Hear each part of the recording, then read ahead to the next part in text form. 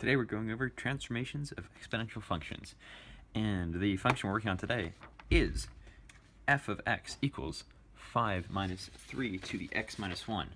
Now, the first step here is to convert this into the form that's much easier to work with, that being that it lines up with the formula we used to figure out the equivalent movements made to this. Now, first step here is to have negative 3 to the x minus 1 plus 5. Now, this falls right in line with f of x equals n a x plus 1 plus k. Now, this function right here is what allows us to essentially understand the transformations that are made, where you have the actual number. This being the actual number that affects the overall transformation, or the overall function. Right here being whether it is moved left or right. Over here being moved up or down, and this being the original number. So now that we have that, we're going to move back to our function. Now, looking at that, we can see that basically we need to end up moving this 5 up. That's going to be a shift. So we're going to go shift up 5. And then we're going to go right here and see that that means we're going to move it to the right. So we're going to go shift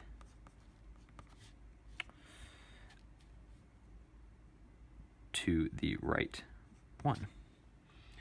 And finally, this negative right here means we're going to reflect. So we're going to go reflect over the x-axis.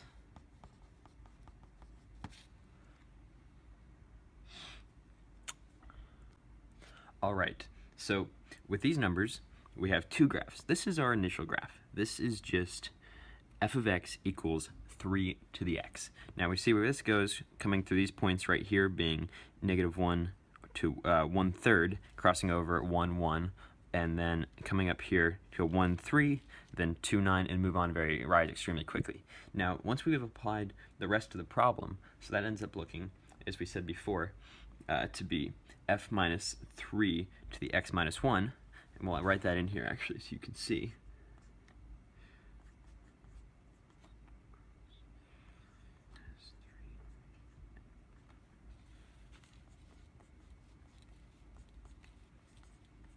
Just so you can see the types of functions and what they're producing graph-wise, you end up with this right here.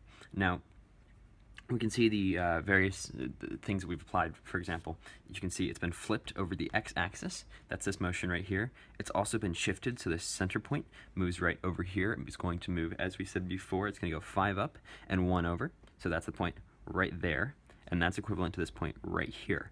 And thus the rest of it responds the same it would because there was no compression or of the fraction itself. That would it keeps the same shape. It's just the movement and the placement of it is shifted. So it's been once again reflected and then transformed, meaning it was shift 5 up and 1 down, and that leaves you with your final one right here, working from your original graph. So you can see throughout this how you end up with the two different shapes and how you end up finding your final one.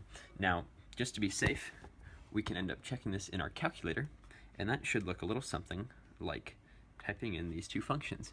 Now we see here, we have the initial function right here, 3 to the x, and 5 minus 3x minus 1. Now we graph those two, and look, we have the exact same two we have right here, just laid over each other. We'll put that right in the middle, and you can see, and that's the easy way to check. But basically, that shows us how it lines up compared to the initial one, and shows you the movement, and you can see it right here defined by the two different lines.